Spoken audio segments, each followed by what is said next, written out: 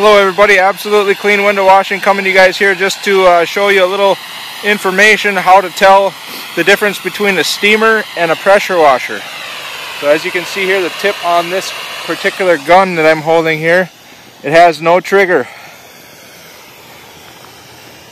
No trigger at all. The water continuously flows out of the gun, down the handle, down the rod here, all the way to the tip.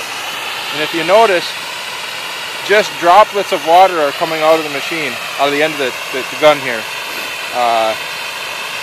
And basically the difference would be a pressure washer would be lots of water and very little steam. So everything else that you see shooting out of the gun there, that's steam.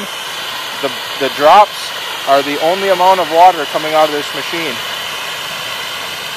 So it produces a lot less water on your property.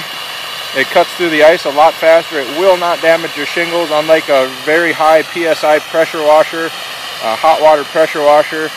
There's some companies out there charging $375 an hour, and they're not using the proper equipment. So folks, be very careful. Look at what they're using and make sure it looks like this. And folks, if you have any questions, give me a call. This is Absolutely Clean Window Washing, residential ice dam removal with steam only.